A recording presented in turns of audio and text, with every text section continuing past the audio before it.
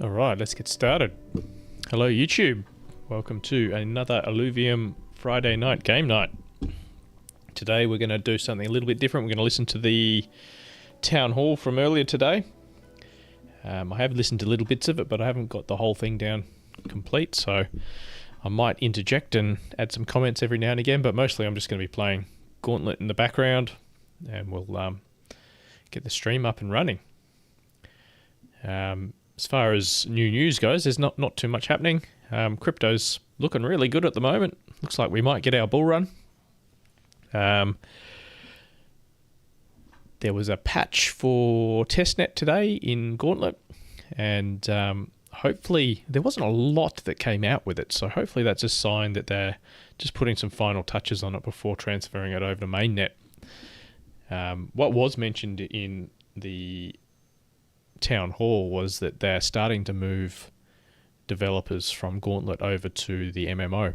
So that must mean they're pretty much done with the Gauntlet, or they don't need as much staff to implement the updates they've got left. So that's a good sign. But anyway, we'll start listening and see what is happening. Welcome to the stream, guys. Katniss and Drach'Nyen. Let's get started. See if we can find a match. So we'll begin the Town Hall in the background. Welcome everybody. Welcome to a special episode. This is the Illuvium MMO Town Hall today with myself, Rich. I'm the community manager. Today we're going to be, going over some cool presentation that Roger and Steven have put together to go over a lot of overworld things and MMO new things like, development and updates and all that sort of stuff. Before we get started and jump into this, though, we're going to go ahead and earlier this week, we released a dev vlog. This vlog was from Steven. It covered, our development over the past few months and, everything going on with the MMO. So we're going to go ahead and play that for you guys real quick before we get started, just so you guys have kind of a precursor to what's going on and, what we're going to be doing today. It was a very short dev blog, but packed full of information. So if you haven't seen it, make sure you watch this bit. Hey, as I said, this is an MMO-focused town hall. You guys are free to ask questions in the chat if you want, but we also collected a lot of questions via form before this town hall.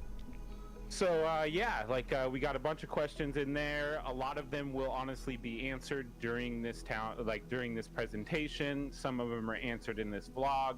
But we have several questions. We'll kind of go over what we can as time permits in the end. First let's get this dev vlog. So make sure everyone's seen it. Make sure you guys know what's going on, and then we'll jump right into Roger and Steven and the presentation. So let's go ahead and get this video up.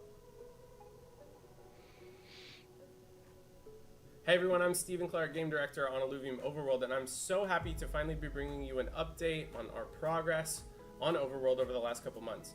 We talked to you all about our vision a couple months back in the Town Hall, but since then a ton has happened. The team has been killing it, and I can't wait to tell you a bit about what we've done and continue to do that in the near future.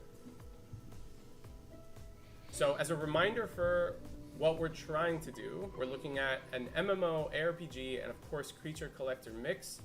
We want the wider social and economic elements of an MMO.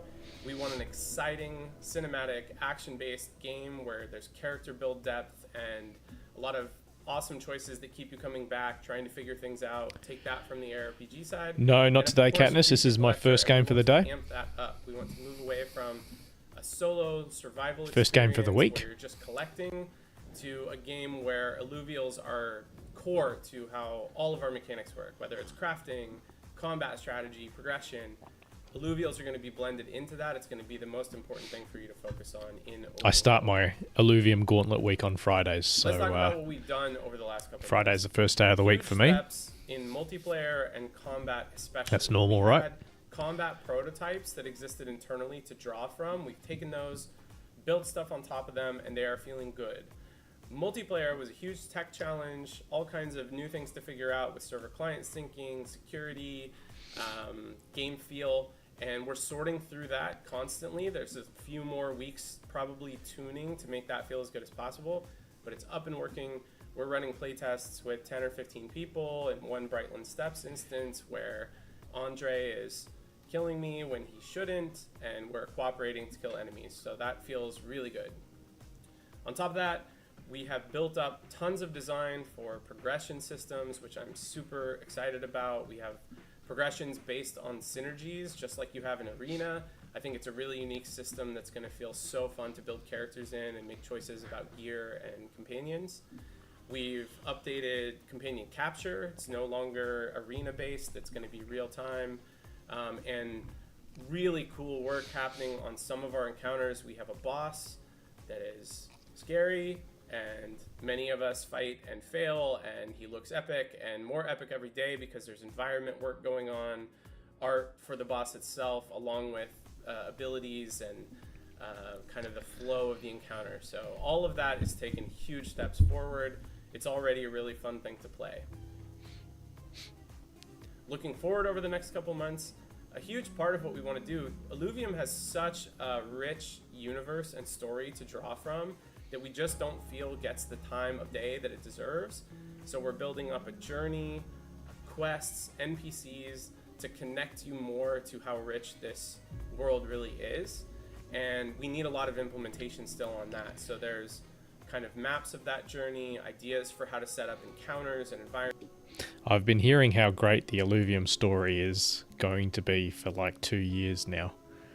And not that I'm a story-based gamer, but I'll be very interested to see if they actually ever hit the story out of the park, because they've talked a big game for a long time and just hasn't hit yet. So hopefully they can nail it. But we have implementation still to do to get that up to speed.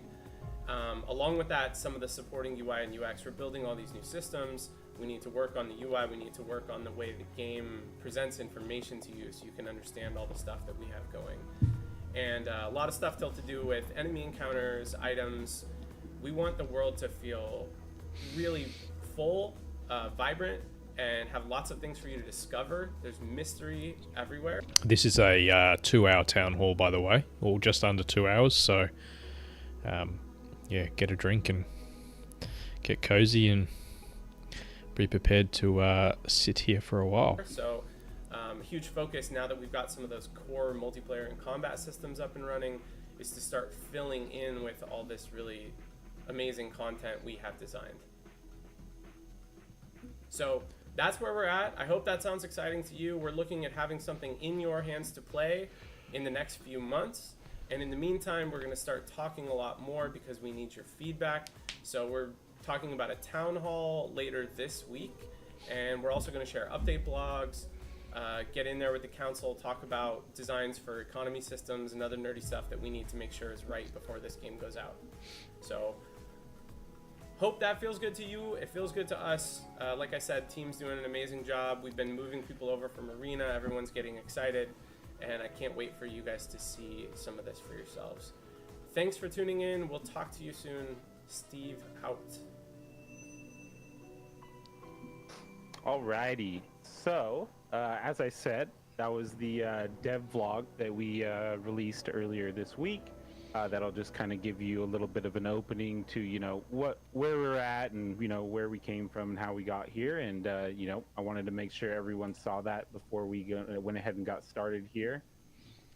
But yeah, as I said, what you can expect from this is, they're going to go over a lot of MMO stuff, the vertical slice stuff. This is mainly a MMO focused town hall, podcast format. Of course, we're not in the Discord, as you can see. Just logistics wise, it worked out better to do it this way. So yeah, we're going to go ahead and get started. As I said, also, if you have questions about runway and stuff like that, all the other stuff that isn't MMO related, we're going to have a town hall with Kieran next week, so you can save those questions for that. We'll likely do it the day after the podcast, which is a week from today, and then we'll probably have the town hall a day after that. So yeah, with all that being said, we can go ahead and jump.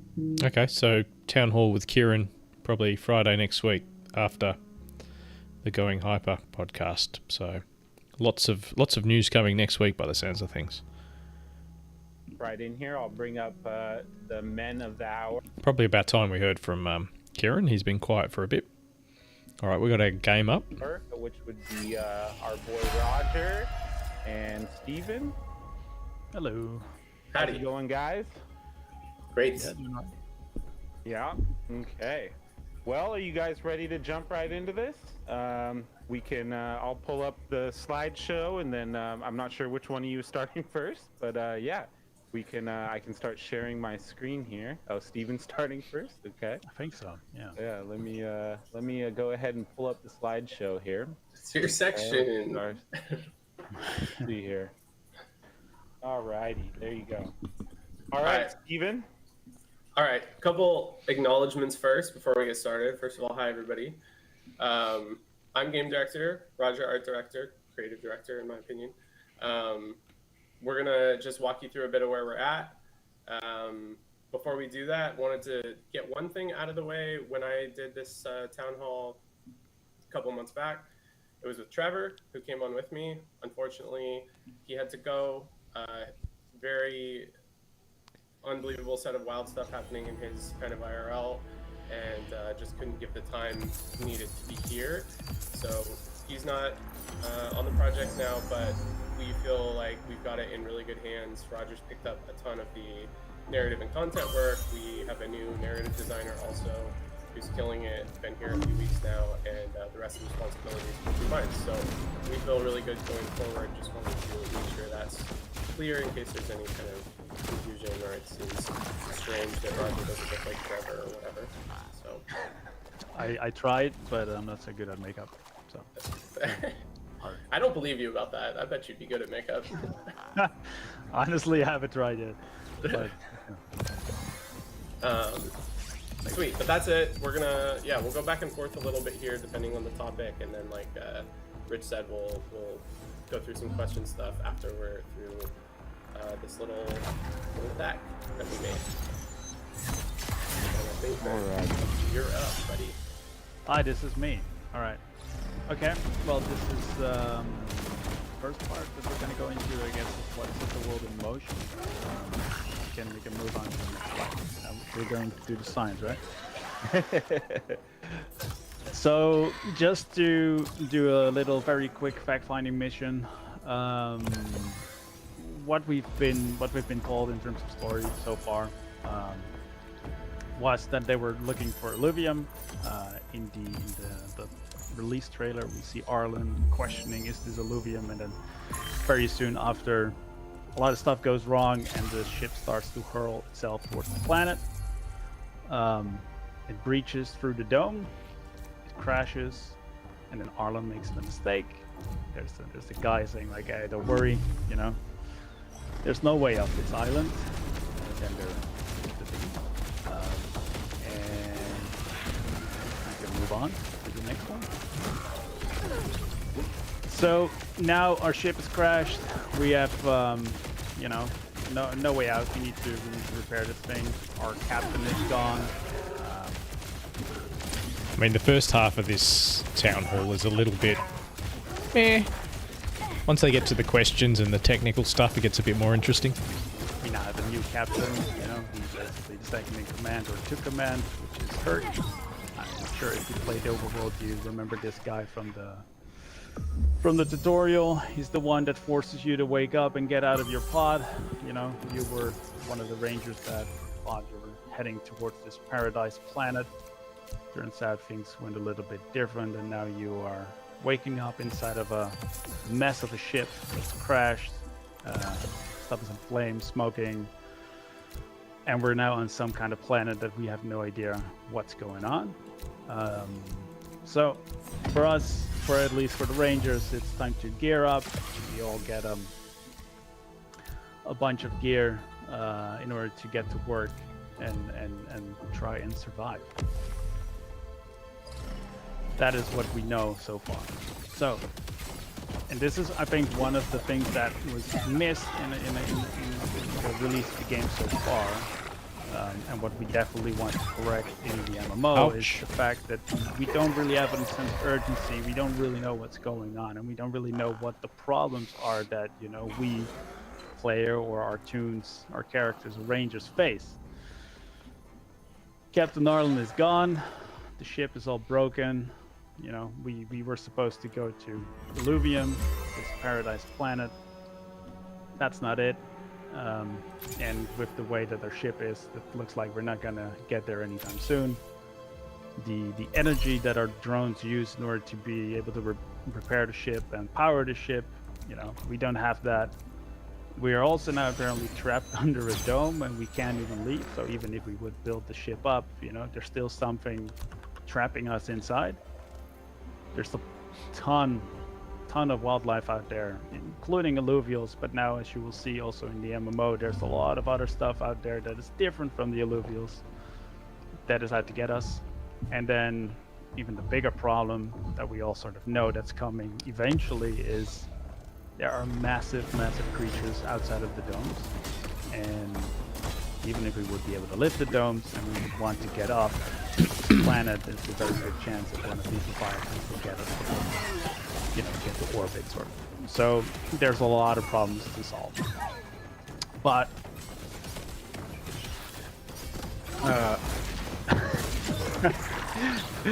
what are we gonna do about it, you know? And that is something that we as the players start to play a role in. We used to tell the story about Arlen, and we know this for small parts. It is known to us, but there's a very big story about this traitor, or at least the previous Captain Arlen, that the player are going to sometimes touch and sometimes get really close to. But the real deal that we want to convey in this MMO is that we are a ranger, and we are here stranded on a planet, and we weren't supposed to be a ranger. We were supposed to be one of the elites. We were put in a pod, and we were going to, you know, have a cozy journey towards this paradise planet, and now everything has changed. So what we're going to do in order to survive, we're going to build a presence on this planet. We're going to try and harvest all of the stuff that we need. We're going to tame and defeat all the wildlife, become stronger than we ever did by using the wildlife, the alluvials. We're going to try and find the traitor Arlen, because she ran off with something that we need in order to get off. And then eventually, once we get there, we're going to try and breach these domes, fight the leviathans, and be able, hopefully, to leave the planet that we're on and get to the planet that we were promised, which is Illuvium. I guess we're going for the losing streak. Yeah. Oh wow, this one even has animations. Okay, I didn't know that I put that. Hey, Surfer Dude. The big change that we're making, as I mentioned, was the wildlife that we're going to find in the MMO when we're playing. There's going to be a whole bunch of creatures. How's your alluvial collection going? The ones that are outside up to 5,000 yet? The ones that we're going to find inside of the dome. It's going to be a whole lot of deserters, because as you will know, and also what is the third point here is that there's a lot of people that don't buy the story. There's something weird. Why would she, you know, the captain, change course? Why would she force us almost to crash the ship? You know, there's a lot of questions, and there's a lot of people that among us that sort Nothing of I want. enjoy this planet more than what they were promised, and maybe they don't even want to leave. So there will also active parties that are trying to not leave the planet, etc. And the cool thing is, this world has so much stuff on it already, which I call here the old world. Everything that it was here was built by something, and it's starting to Very nice.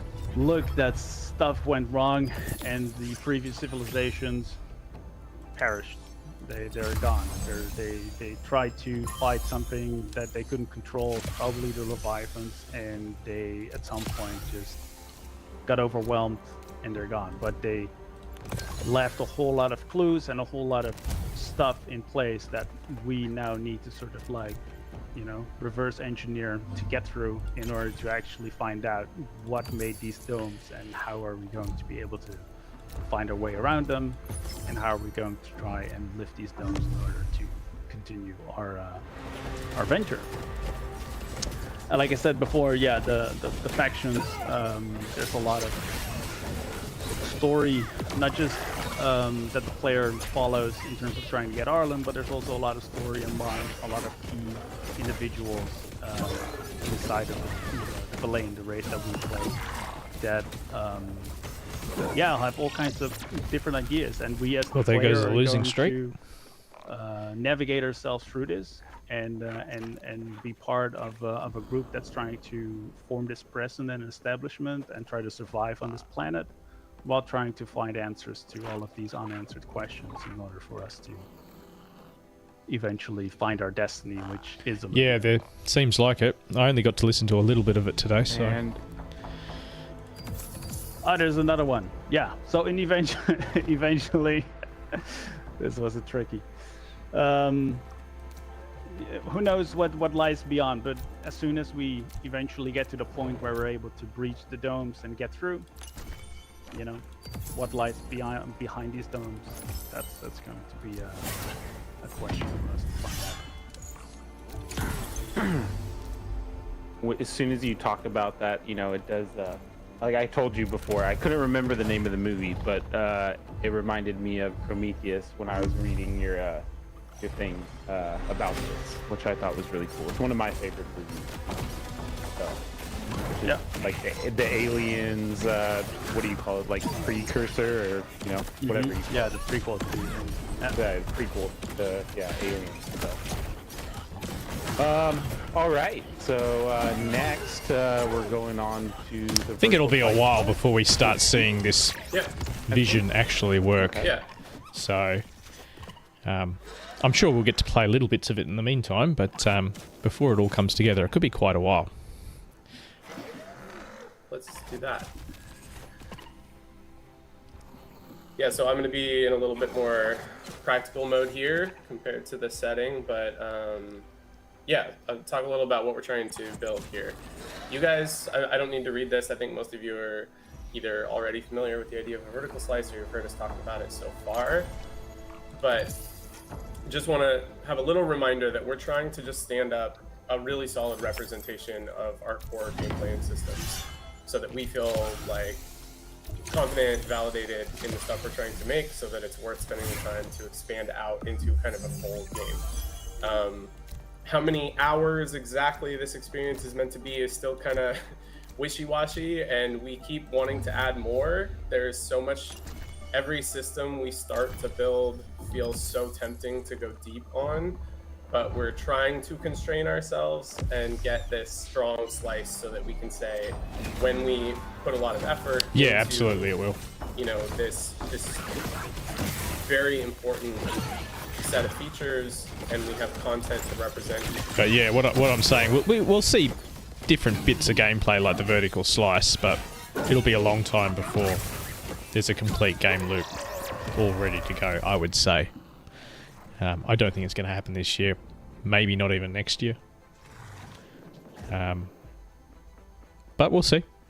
Maybe I'll be surprised. Each of those features, that we get something that feels good, that we're confident in moving forward developing. So that's kind of what we're headed for right now. The next slide is kind of a feature list, if you could, Rich, of what we think that's made up of. And you don't have to bother, like, you can skip through the animations here, but these top two are really big. Multiplayer and combat are just the most central things. Obviously, we're talking about kind of an action MMO. MMO means we need multiplayer. Ken talked about, well, there's actually another slide to go into that a little more, but basically multiplayer, having a combat system that feels good, having progression depth, this is huge. This is something that, Man, a lot of this give me my Revo. was either missing or was pretty shallow in overworld. We want a game that feels good to play for a long time, where you're motivated by building up your character, where you're connected to all the story stuff. Roger's just talking about connected to the kind of universe and IP.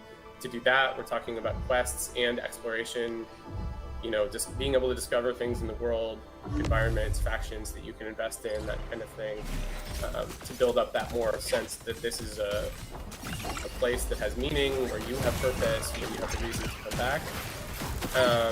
And then, of course, super key features for Vertical Slice are alluvial companions and alluvial capture. And we want a big encounter to kind of show off the potential of the combat system, get the idea going that like there can be goals that you need to get to that make the progression, whether it's ranger like your you know, your experience, your items, your companions, that there's a reason to seek out better versions of those so that you can conquer something that matters. So that boss encounter is a big deal, and we're investing in that a lot. I mean, I'll say I played the most, or in Pi I haven't even played the most recent one. I played it like 2 weeks ago, and I think I told you, but I told several others, I thought it was 100% improved from the one I had played, you know, weeks previous. So yeah, definitely on the right track, you know. At least in I my made a whole opinion. section here to talk about that because I feel like that too. Progress is crazy. All right. Here, we'll go to the next one here. So getting into combat a little bit, I'm sure you guys all have different backgrounds in hearing what the project is about. I've heard people in chat already mentioning Breach, but we had this pretty awesome action roguelike combat prototype that was just sitting there, and we're kind of blending that with a partially developed overworld combat prototype to get our combat system. It's extremely detailed. Like, it's a combat system you could build something like a Souls-like, where, you know, the weapon animations are specific to the actual geometry of the assets, where your positioning is extremely important. It's fairly fast and dynamic, but we're trying to be really conscious of the fact that that needs to blend with a more MMO kind of combat model, where how much you enjoy the game isn't based on how good you are. You don't have to be some god gamer to have fun with this game. And also all of the progression elements, which are more MMO or ARPG style, where you're upgrading items in incremental ways and building out a character, that all of that matters. Big part of that is damage mitigation, which means you need to take damage, and so it can't be this hyper skill based dodge everything kind of gameplay. So we're blending those, trying to get to something that feels very active but not very punishing, or you know, like you have to get through some skill ceiling before you get to enjoy the game. We want somewhere in between there.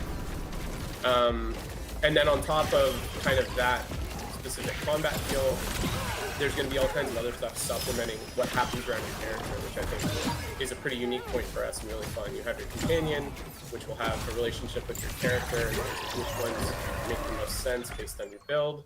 And then your drone will have utility and its own progression and abilities to use.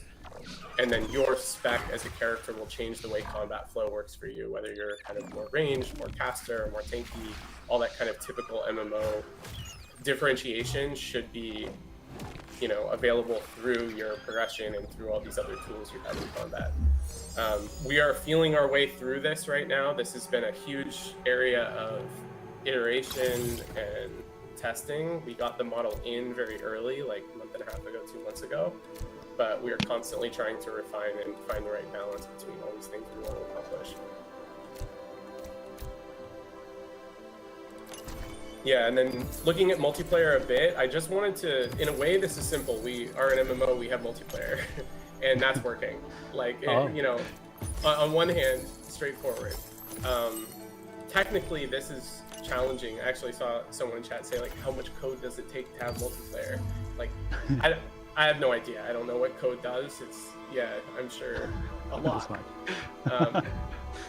But right now we're at a place where we have lots of people in an instance simultaneously. Combat feels well synced, which wasn't true at the start. There was lots of like latency and syncing issues. That's all working.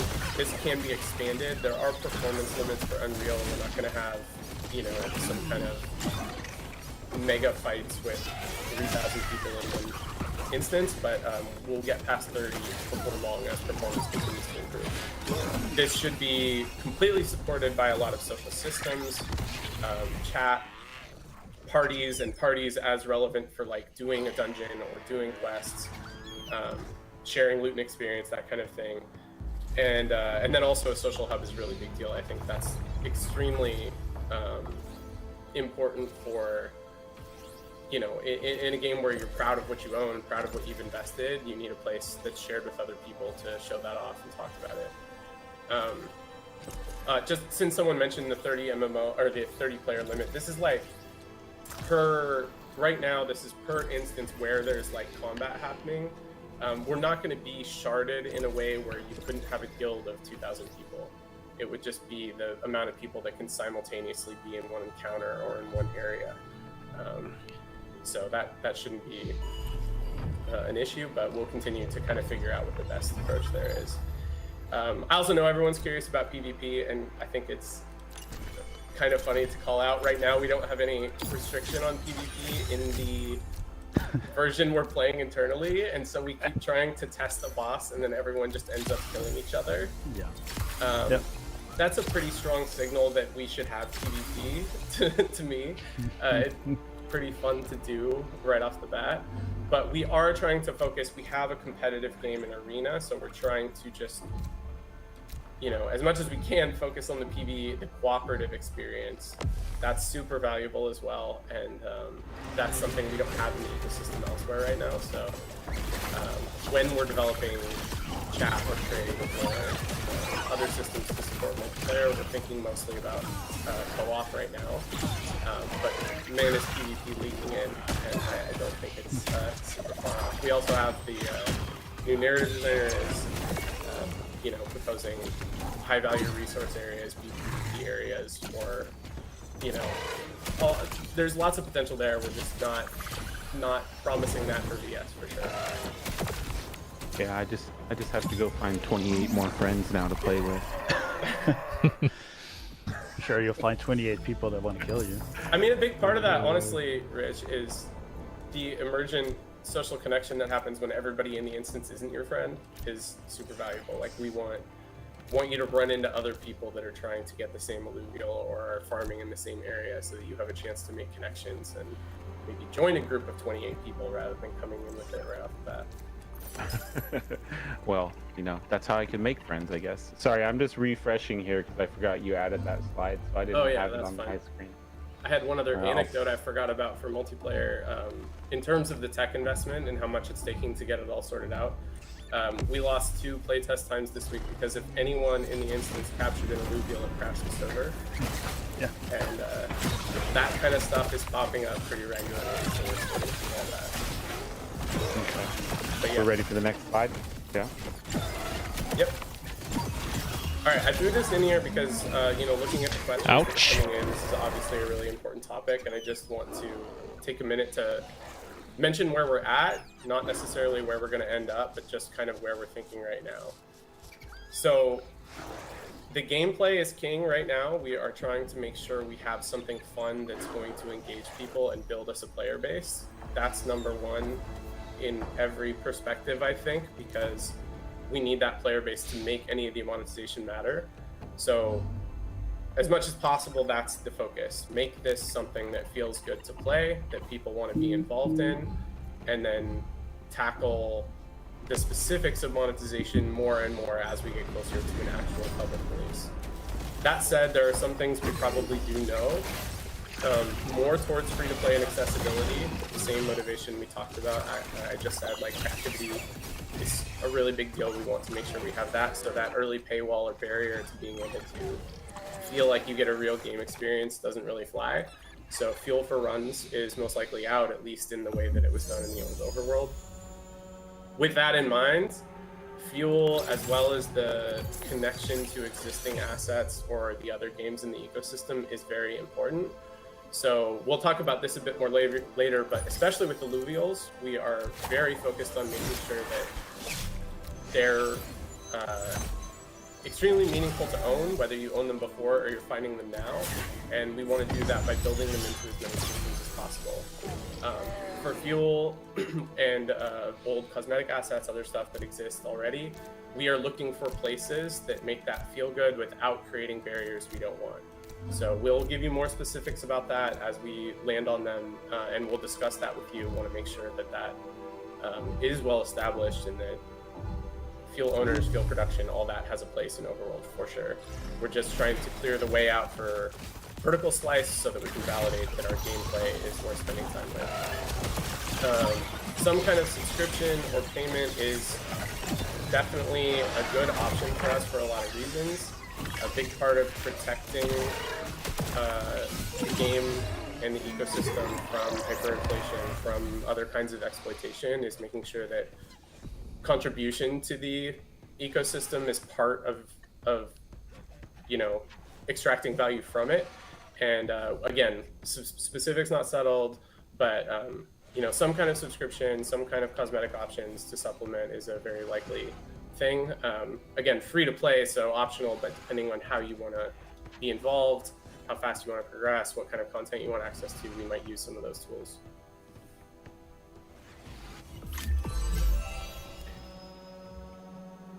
Feature previews now? Yeah.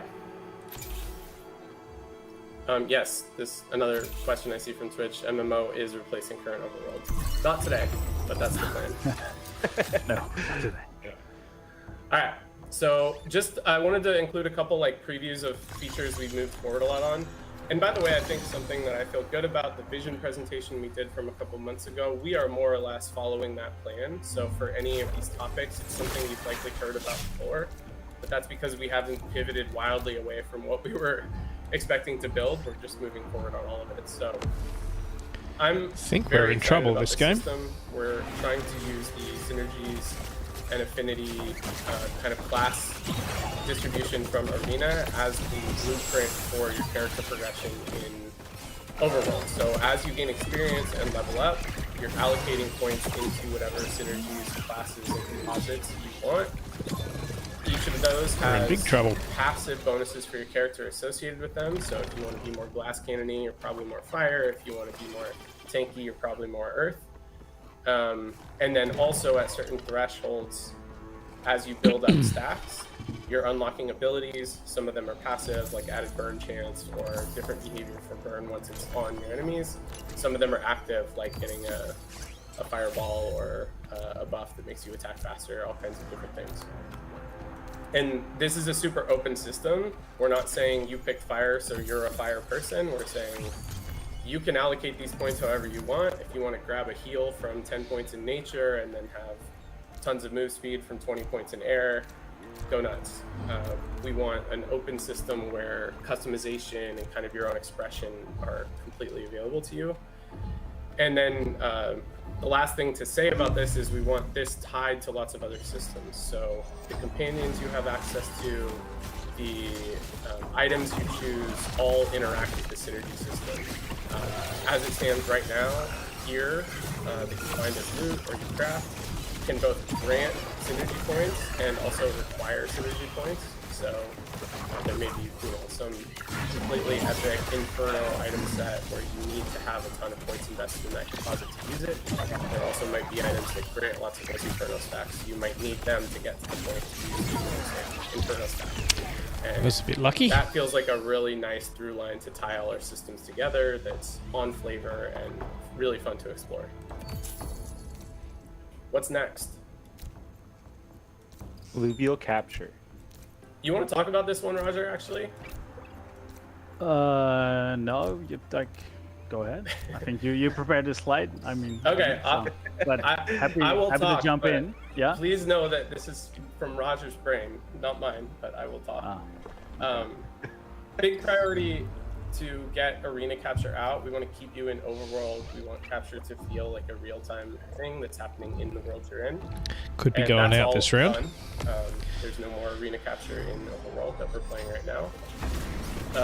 Want the capture moment to be as exciting as possible. So there's kind of a mini game there now, as well as making it so that the Illuvium aren't incapacitated, which was part of an open prototype, but we need to figure out during an encounter how to take the time to capture. You can see in the screenshot, this is just a concept, but nether site. Oh, we're still in it. We want to play a big role Not by in much. kind of the relationship you have with the drone and the intel you get from the environment. So that's going to be part of the capture experience. And then we have kind of more long-term, a lot of designs for how alluvial capture moments could turn into something more like a boss encounter, where alluvials might have their own, entire encounter design where you're either needing to enter a breach to find them, and there's an environment specific to the alluvial, or where you get locked into an arena with the alluvial, and then they're spawning things and have complicated ability sets. Very exciting potential there. Do you want to say anything else about that, or is that cover it well enough? No, not really. I think Netherslide is what it's something that we currently have in the game, and it's kind of cool. But I think the use of it at the moment is fairly limited. You know, you just get to see some stuff through the walls, etc. And I think there is a sort of like change that we're going to make in order to make Netherslide more of an ability to see what your drone sees. So you'll be able to use it much more often, not just for the trying to find a capture, or because the idea is that once you get the alluvial closer to the moment when you're able to capture it, your drone will basically alert you that it finds a hotspot on the alluvial. You'll be able to switch to Netherslide. You have to do the little mini game thingy in order to improve your chances to capture it. And instead of shooting it, we will basically sending your drone out at the right moment in order to try and capture it. But that's just one thing. Another few things that we're trying to look at if we want to do is that we're able to use the drone in other ways in the world, and also using Netherslide, basically what the drone sees for possibly, like secret things in the world, or rifts or whatever that you're able to open to start events and all kinds of fun stuff. Even at some point, maybe going to tie it to boss mechanics, for example, that the drone is able to reveal to you what thing to None attack, of this or what thing works to pick for up, me. or where to stand or whatever in order to progress through fights. Right? Sweet. Absolutely. Yeah. I'm gonna pause for a question, even though we're just moving. I feel it feels easy to do that, but someone's just asking what happens to the items and alluvials we already have, and the easy thing to call out: you're keeping the alluvials you have. You'll be able to use them in Overworld. We're making sure, we're looking for answers to make sure that someone who owns really fancy Think we're stuff in from trouble. before can't just skip through all the content, make someone who's entering the game fresh feel like they don't have a chance. So it's likely you'll have to invest in your ranger and play the game before you get the whole kind of power out of assets you already own. But we're definitely including them. They should be there. And, Beat him. You don't have to worry about that. G'day, Dennis. All right, I'm gonna touch on the boss a little bit because it's just it's exciting to me Hanging in there. terms of the process we've had with it and also the result. Roger's gonna come back to it again a little bit also, but yeah, we have a boss. This is just a screenshot from our testing prototype. I wanted a video, and we're gonna save that. It's more a little delayed gratification for you guys, but it's looking really good. And if you go to the next slide, just kind of wanted to. No more slides. Hold on. No. Hold on. That's fine. We're just having a technical issue here. That's no problem. I can There we go anyway. You coming back? Here we go. Yep, right now. All right. Okay. So for this boss, I love this drawing by the way. Oh no. This is a meeting drawing by Roger that it makes me happy. So here it is. Okay. This is a big part of what we want PS to deliver, is like what it feels like to encounter an epic boss in this game. It's kind of the most essential thing we're trying to deliver in a way, because it demonstrates combat, multiplayer, and this. Oh, well, we hung in there as long as we could. So that's just the kind of, I don't know, it's like not a North Star, but it's like a very, very key thing for what we're building out for PS. And Got off to a really bad start. the process has been awesome. We started with something Still that got 6th. was basic, Not too many didn't points lost. feel super compelling, and there's just been really rapid iteration, lots of new ability prototypes, lots of testing and tuning on the power scaling, and within just a couple weeks, went from. I will say one thing. While I'm not confident that this will be out anytime soon, it does sound like what's the new guy's name? Steven. Sounds like he really knows what he's talking about. He's adapted to the Illuvium team really quickly and has hit the ground running, and really seems to be taking the lead and knowing what's going on and what to do next. So that's very reassuring. Yeah, but hopefully they can get it up and running as soon as possible. Something that was like, not super inspiring to like people playing this over and over and over, because it's feeling really good, and feel proud of that. Proud of like the guys that are working on it, Gezu, Perry, Roger. I don't know whether this is a good thing, because I'm scared knowing what I'm like, but this sounds like it's going to have a lot in common with World of Warcraft. And I mean, it is an MMO, so it's got to have something in common. But yeah, if they get it right, this could be a very addictive, very time-consuming ecosystem, which probably wouldn't be good for my time management, but probably very good for the economy and for the player base and all that sort of stuff. So looking forward to seeing where they go. Others, it's just looking super sick. Also wanted to mention, we really did do a lot of discussion. I think it'd be something good to discuss with you, the community, at some point, is how to handle replayability and modularity. We considered trying to make an encounter where each time you came into it, it was different. We ultimately kind of settled on the fact that for one, scope-wise would be pretty overwhelming to accomplish for this delivery. And also that there's something really satisfying about mastering content, that when it's hard but it works the same way, you get to get better at it over time. And as long as the results, whether you win or lose, or the rewards you get are variable enough, you can think about how many times you've killed any MMO boss in an MMO you took seriously. And we feel comfortable with that for VS at least. But looking forward, things like modularity or options for how to kind of tailor the encounter to match your build, stuff like that, are certainly on the table.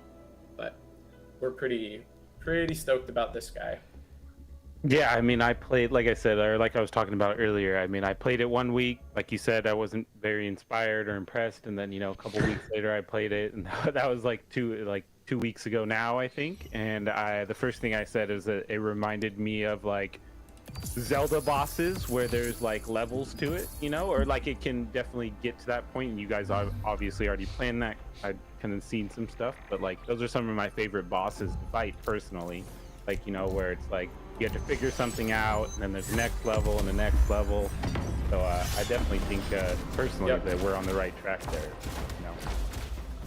Nice. Yeah, I think at the moment we mostly just have a bunch of prototyped abilities slammed together and not really sort of like phases yet, if I'm correct. Or there is maybe a little bit of something going there, but there is something going definitely there. Still needs some tweaking. Yeah, for sure. Yeah. It's like there are phases to the encounter now, but the timing of them and which abilities are grouped into each phase and that kind of thing is still very much like work in progress, but that will be part of it for sure. Yeah. I didn't even notice the little rangers in your drawing here. Yeah, I was gonna say he even used the version with the little scribble going like, yep, and the other guy goes, wow. All right, so next is player path, player journey. Yeah, that's okay. We can go over that. Yeah.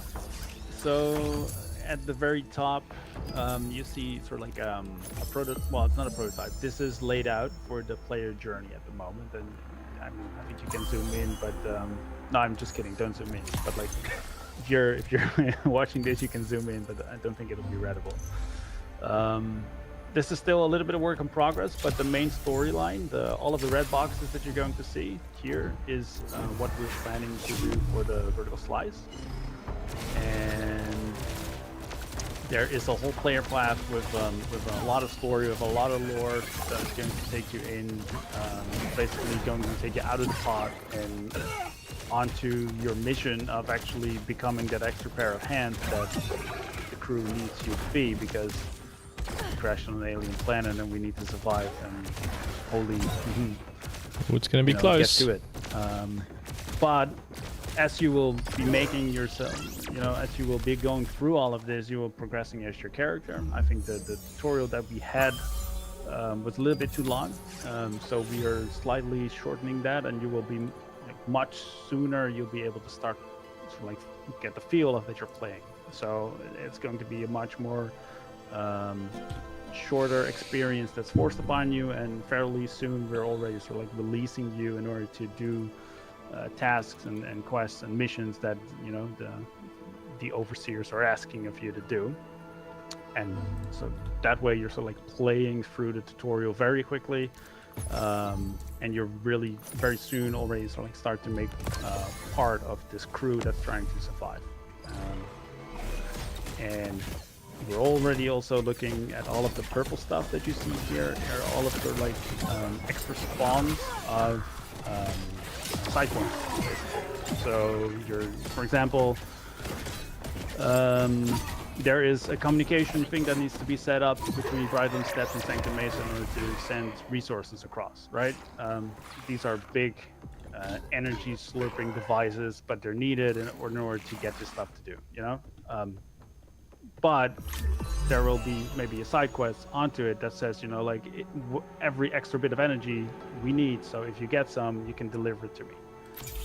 These are the kind of things that you be able to stack on to each other in different places of the world, but also in eventually different factions, and that way you'll be able to go through specific paths of trying to find your faction and leveling it up, and eventually unlocking new quests and side quests that are related to that, and all kinds of other funny characters or weird characters that you're going to find and explore into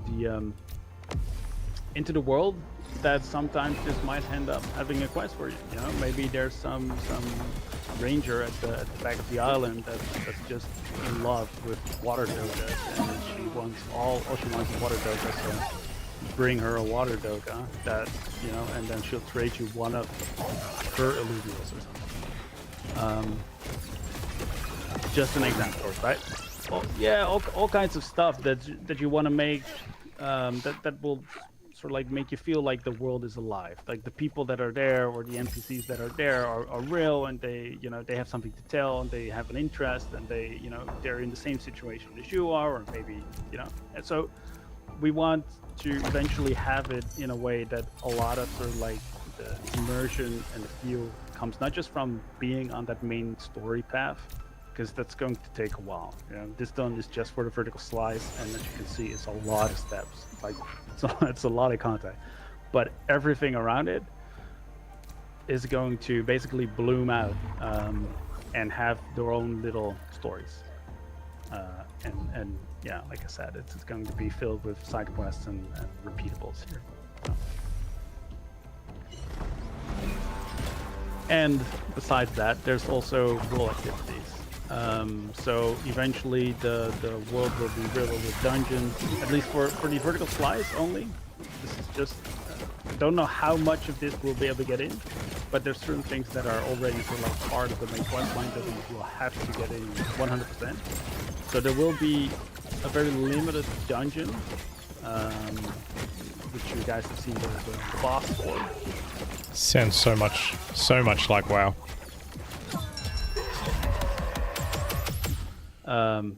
In this case, beacons, which are special locations that will actually something that you will need to get through, activate, and do all kinds of storyline and quests in order to get it all to work. But if you've done that, then you'll be able to get access to this underground facility where the boss is. So there's a whole story and a reason why all of that works the way it works. But you'll be finding that out when you start playing. Same thing as safeguard cells, which is also part of this whole dungeon beacon and the cells network. which tells a story about I guess a people or a civilization in trouble, building all kinds of things in order to stay safe because the world that around them started to decay and become violent and scary to them. Phase blooms, which is sort of like an how do you say it? It's like a pocket of energy that a lot of creatures or powerful creatures or much more powerful creatures would be drawn to. So this is like a special spawn that you can find in the world. There will be ruins, there will be secret chests and secret objects, like I told you, that we might be able to be revealed to you by using Netherside and then interacting with it. There will be probably, but not 100% confirmed, is a hunting guide where we basically have something of a quest system that is like telling you like get me this, get me this, get me this, and that'll include alluvials, but also maybe corrupted alluvials or special elite mobs that we can find in the world, all that sort of things. Rifts and tears, mines, elites. There will be, of course, places where we want you to go in order to actually enjoy the beautiful world that we're building. And we've already built, but also just in terms of art, just to nerd out a little bit, is that we have moved to the newest Unreal Engine 5.6 for the MMO, which allows us to do a whole bunch of cool stuff in order to make, I think Brighton's stats look and feel a lot different than from what it did. One of the things that we're looking at is adding the night cycles, which like literally transforms everything and makes it look like a new place. To get around the map, we'll have DRPs, which are like drone data recovery points, which will function as a waypoint system, and that'll allow us to, because the map, it's pretty big, as you know. The current movement system is very how do you say that, like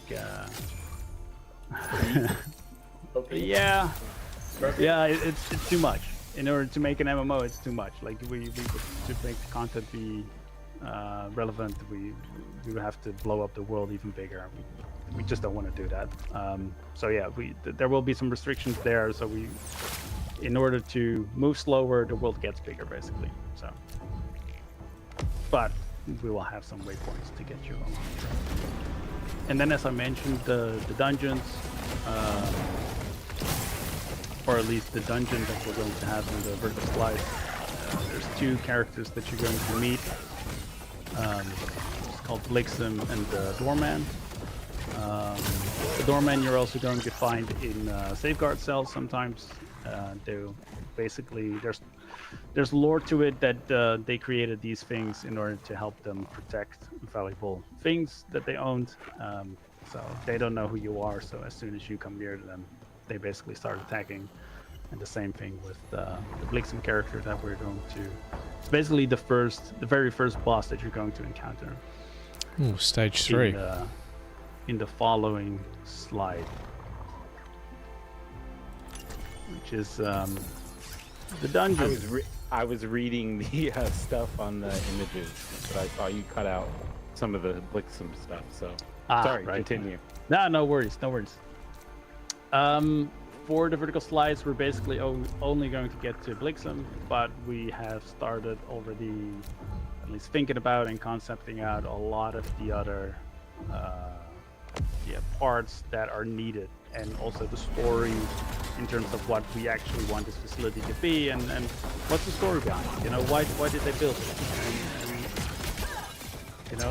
Where does it come from? Who did it? What are they keeping here? What's the interest for us, and is this now we as the Balayan Rangers stuck under these domes and going anywhere? How are we going to get ourselves free, and how are we going to find probably something in here that we need to know in order to move forward? So that's what we're going to find out eventually when we get in here. And people have And seen all leaks three of these are this. really good. I'm assuming there. I mean, I know we've shown some leaks, and I don't know which areas they are, but they've definitely seen some leaks of this stuff being built already. I think it's this area, maybe over here on the right. I don't know. Roger would know more. No, there's still a lot to be done here in this case, but at least But it definitely story, gives some good story context. and the fight is there. Yeah, exactly. All right. So, yeah, this is for you, Steven. All right, we're getting there. Let's talk a little bit about what's up next for us. A lot of the stuff we've seen so far is like moved along, you know, a lot. We have a lot of it established, or at least we have the systems built, but have more content to do. But it's all stuff we've worked on and is like in some way or another playable right now. The stuff on this list is stuff that's coming up where there's still a lot of implementation to do. We have multiplayer, but we don't have a lot of supporting social features yet. Party system, chat, trade, any kind of clan system, that stuff still needs to get built. Quest implementation, all the Yes, I'm kind of looking forward to narrative some framing Roger's talking about, and especially cool the more guided encounters parts with a of bunch it of need to get built out. people We've online. spent, Show some off those time now on the Illuvials, those framework Dark for the Hollows. implementation for that, but the That'd be actual great. scripting out the NPCs, the kind of setting up the actual content for the encounters and the quest, that kind of stuff still needs work. UI, UX, again, we have a ton of design. There's enormous amount of changes we need to make all of these new systems present themselves well to you so that the game's readable, so you understand what's going on. And we also want to freshen all this up. So we have design for most of that, but we're just getting started on implementation.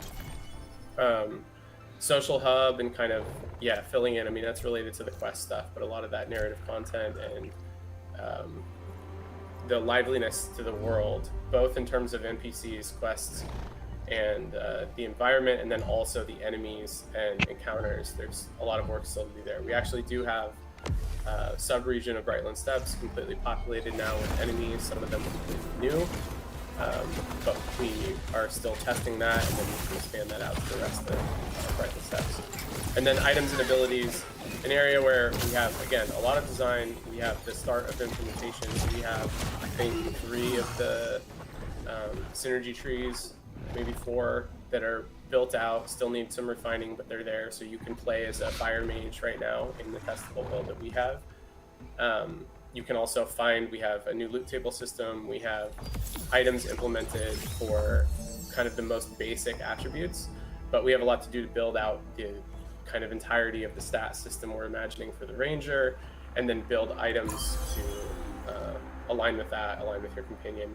And actually, one thing to mention there, I saw a couple of mentions in chat of the loot chase, and that's something we want so bad, is this typical ARPG MMO item hunt where there's really, really cool things to find. And also because of the kind of ecosystem this is, where there's unique things to find, where there's a lot of variation in the way the items are generated, and there's chances to find something truly special. For Vertical Slice, we're probably going to prove out the loot without the full vision of that kind of procedural item generation. Still lots of items. I think Eddie has designed something like 500 items already that we put a section of in, but we need more work on the kind of attribute and gameplay effects to make all of them work.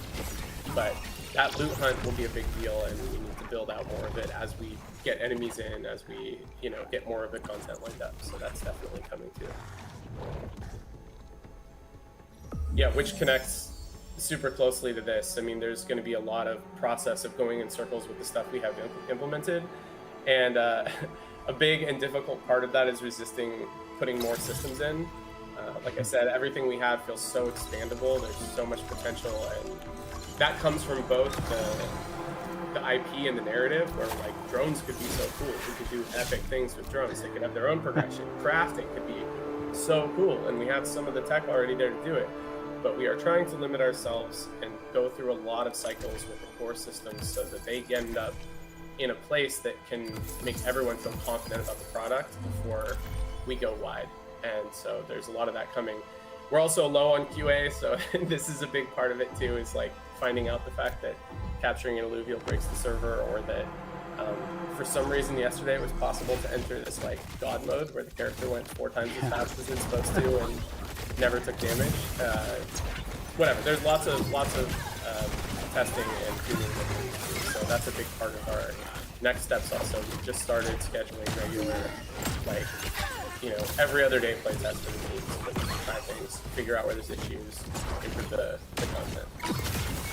And one of the most exciting things about this to me and why we're ramping up testing is just in the last, I'd say, 2 weeks, we're getting to the place where it feels like we can validate that full loop, where it's not just testing a feature in isolation, where, we had maybe a month ago, the progression system was there. You could kind of click your way through it and see the abilities you get, but there wasn't the right enemies to try it against, or they weren't even close to balanced for you to play it. And now we have, we're starting to do like actual balance tuning, progression tuning, plug all those systems together so we can validate the whole thing, which is very exciting, but also leads to a lot more work because we find out things we need to change or improve. And so that's a big part of what's coming up for us too. I'm sure the community would love to be your QA, We'll be there soon. I think so. Yeah. I think so. I know. You eventually need more hands. So I know Absolutely. Lars and the mods are like asking if they can have access early, which who knows, maybe. We'll see. Not up to me. So. But all right. That's great. I think that's the end of the presentation at least. And then now we can move into like the little Q&A session. As I said at the beginning, we had a bunch of questions submitted. Thank you to Linky as he made out a form for everybody to put in their questions and feedback. I kind of organized the questions and feedback, so we could answer these quickly, so we're not going to spend too much time here, but also we don't want to, a lot of these questions were covered honestly in the presentation. If you joined late or if you asked a question and you don't think it got answered, feel free to just watch this back. We kind of went through and figured out what was in the presentation and what wasn't. So I'm going to try and cover some of the questions that weren't covered in the presentation at least. So yeah, we got quite a few here. Some people asked several questions, but we'll just kind of start at the top here. Looking at you. Yeah, Dr. Spoon put in several. He's a great mod as well. But yeah. Yes. So for this first question, what do we got here? This is from DJ Slappin. What types of progression will the MMO have to help encourage players to tackle more difficult content? Lots. We talked here about the synergy system, the synergy system, and the sort of path for the ranger that give you a unique build. In my mind, that is connected to a bunch of other progression systems. Crafting, alluvial progress, alluvial leveling, and like some kind of customization there, drone progress, faction, standing sort of progress as you make relationships with NPCs in the world, progress through narrative. This is a huge focus.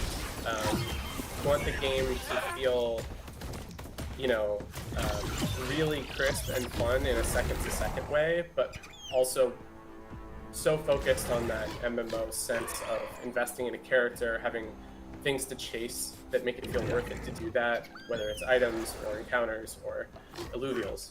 And so that's huge priority. Go ahead, Roger. Yeah, I just want to add, like, the plan, at least for what I'm thinking, is also that region per region, we're going not just doing the quests, etc. there, but we're also sort of progressing through time. Like, we don't want to limit you at all, but there will be somewhat, like, if you start following like the main quest line in order to get through the game, you will also sort of like be going through time. So the amount of time passed on the planet that you're on when you go through the next region and the next region and go through the quest, etc. That will also, even there, we will try to put some sort of sense of progression in order to also allow us to progress the story in terms of You know, you got out of the pod just after the crash versus, hey, now there's you know, there's these deserters that are building a base somewhere in the corner of Tiger Boreal because they don't want to be part, or you know, be part of the group that is trying to get the ship up in the air, for example, something like that. You know, we need that sort of stuff too in order to free ourselves up and make the world more believable. So even in that point, we will be progressing. All right.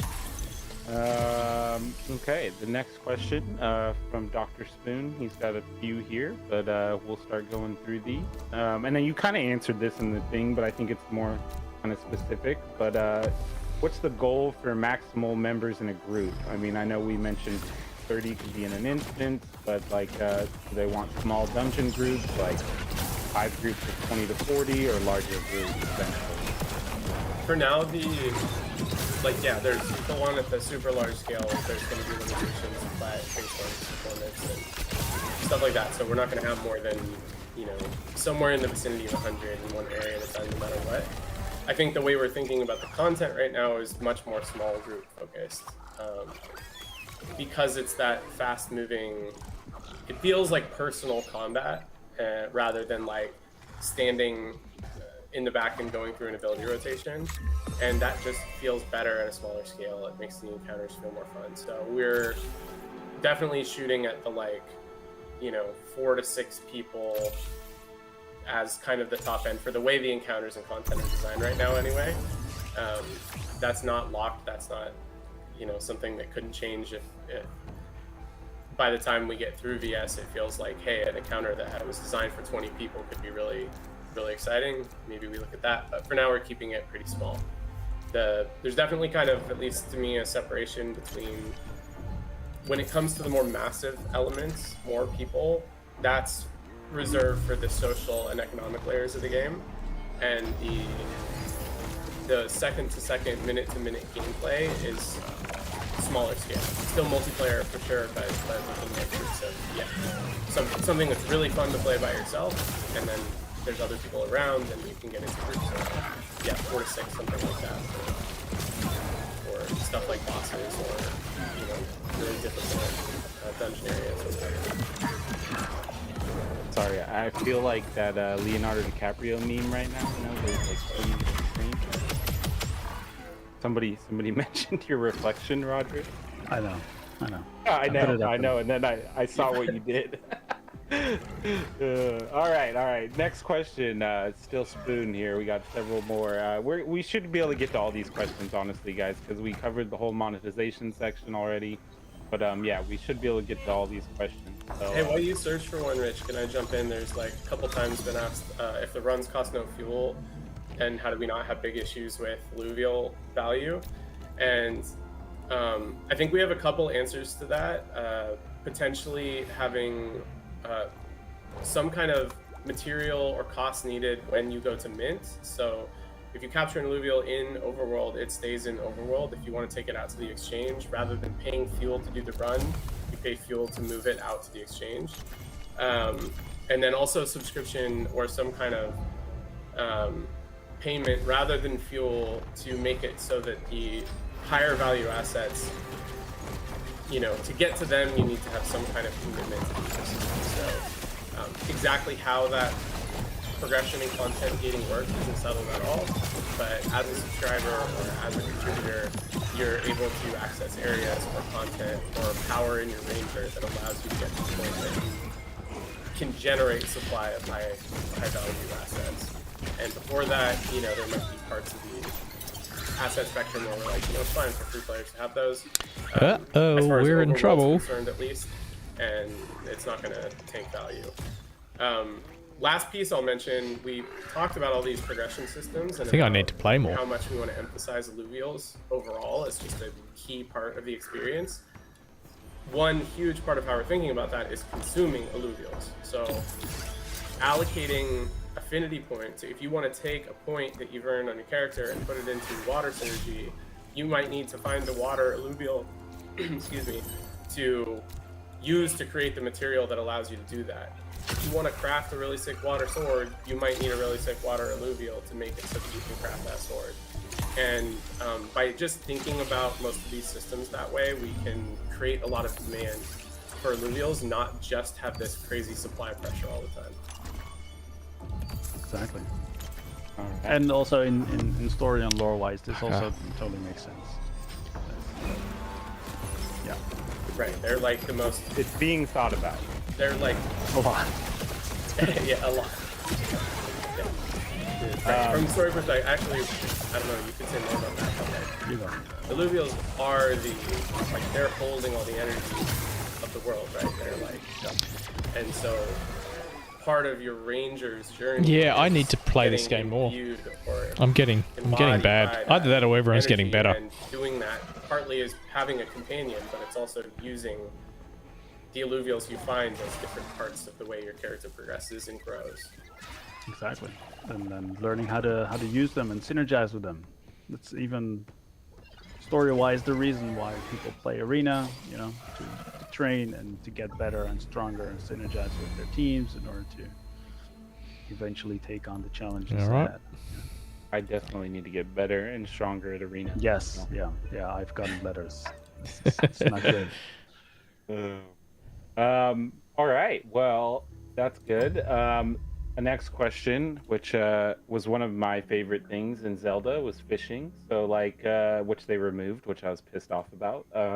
Will there be systems like this? You know, fishing, crafting, cooking, gardening, etc., etc. Gardening. Yeah, I love gardening. Hey, there's a lot of Yeah, gardening. true, There's a lot of true. gardening out there. I love in real life gardening. Stardew Valley is like We the need- highest we need- reviewed game on Steam, right? Shit. Yeah, Nope, yeah. this isn't working. Let's build it right now. We need some new players so we can actually win some games, right, Surfer Dude? I will say for Vertical Slice, we do not have a lot. Some we people do on want our some skill crafting level. for sure. We have kind of the framework for the crafting system already, so that seems like pretty low-hanging thing to leverage. Other, kind of mellow activities to invest in your character seems super fitting for the game and the environment, but we're not planning any of them for VS. So fishing will have to wait, but I don't know. Are there Is fish other than Leviathans?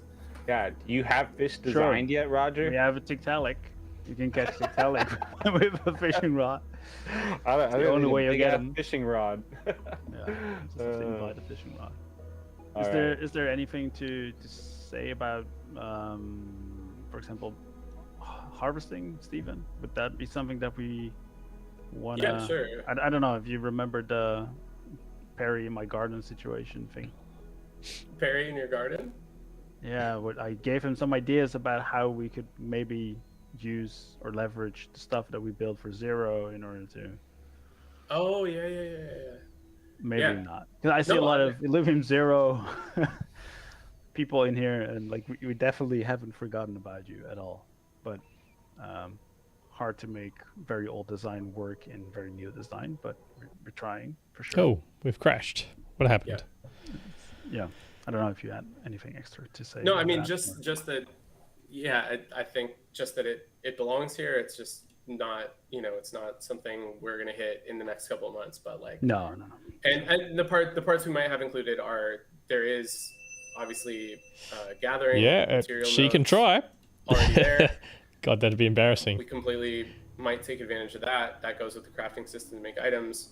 That all seems fairly accessible, and No, I'll teach her a I think few would tricks. Really add But something good. for us, we're kind of in the middle of yeah, trying to figure out how that. it's not an easy game at the on moment. this short timeline, Lots of and good still people do who have been something that playing a long time. feels worth having, but longer term, for sure, like more integration with Zero, more complex kind of passive systems to, whether it's fishing or more like gardening or equipment building or there's plenty of room for that stuff. We just aren't doing it this second.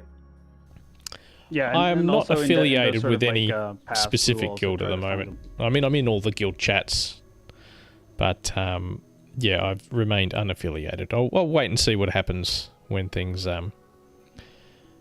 actually go live. I'm sure guilds will be very handy for doing group content and and doing dungeons and raids and stuff like that.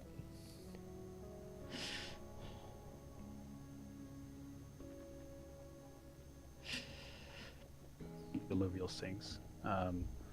Basically, that's one of the ongoing design questions: is can we find an alluvial sink in here? I mean, Right? an exciting one that I don't remember if we talked about this at any point so far, but very an idea that seemed really Nothing I've cool heard about for, Surfer that Dude. hits the alluvial sink need, and I'm sure also they're working on kind it, of but I don't progress in think it's a future priority systems, until having they've got kind of a socketing system where alluvials get converted to socketable items. got of some things kind. ready for So release. you might need to chase or build Hopefully they're up working on it alluvial now. to get it to a certain place where once it's converted to something that can go into your gear, it's giving you bonuses or stats or effects that mean a lot to your character. There was actually a minor patch on testnet today, Dennis. So, I mean very minor. They hardly changed anything. So hopefully that's a sign that they're getting ready to push it over to mainnet. Hopefully this week sometime. And that could be tied into a crafting system, some kind of creating the sockets, distilling the alluvials into some kind of item or essence that can go into your gear. All of that can be wrapped around a new crafting system of some kind. So certainly thinking about all that stuff, there's a lot of paper proposals for what we can do there, which is again one of those things we're trying to hold off while we make combat feel good and get some monsters in the zone. Very cool. Yeah, I think the key takeaway is no, Zero is not forgotten about. Definitely. We definitely not forget about you guys. I mean, I'm a landholder myself, so Yeah, definitely, plenty of Surf land. Dude. How could I forget about myself? I mean, there's quite a lot of Australians, and I'm guessing New Zealanders in Illuvium at the moment. So, yeah, I'm sure we won't have too much drama finding groups, but yeah, makes sense. Unfortunately, the Dark Hollows don't port over from testnet to mainnet, so it's a different group of alluvials. So unless you've got testnet alluvials, you won't see your collection there. You're gonna have to wait, Surfer Dude. Yeah, exactly. I'm not gonna let that happen. I'm right here. I'm right Yeah. here. Good stuff. All right, let's keep moving through these questions. How should people imagine the future of the overworld and the MMO? Is it more like open world, like Elder Scrolls or WoW, with NPCs, creatures, and players? Or how should they imagine that in the future, I guess? Maybe even outside the vertical slice, I guess. Yeah, I think something more like WoW, right? Or a mix between that and maybe Destiny. Yeah. I think. Yeah. I can very much imagine something like that. I've actually been trying to in terms of accumulate how it plays, where you're really high stat tier 0 stage 2 alluvials, because I think they're going to give you a real advantage in Gauntlet, especially in those first 5 or 6 or first 10 levels where you're still using tier 0 alluvials. Quite often I get them to stage 2 and then I throw them out. So I think stage 2 tier 0 alluvials, level them up, get them ready for Leviathan, might be a bit of an advantage. I'm hoping anyway. there's like a big common hub where we maybe. I don't know, was it in Destiny? Was that the hub wasn't so big, was it? There was not a whole lot of people there. But let's say like a mix Destiny 2 between hub's WoW pretty big, I think. and this, yeah, maybe Destiny 2. I don't know, but at least the idea that the nice. social feature of the area is going to be packed. At least that's what would be good, and that would be cool. But as soon as you go out in the world, you're not going to be alone. There will be people there, but it's not going to be.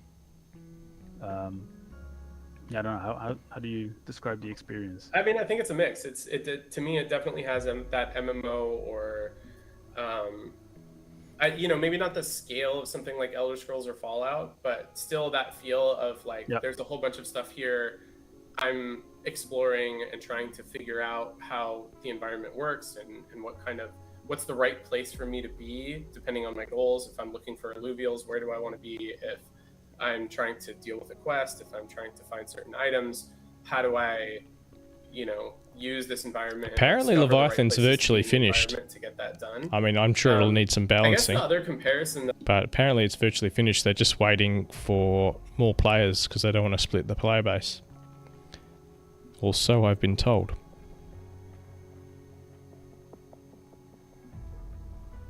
that I might bring in is actually extraction shooters.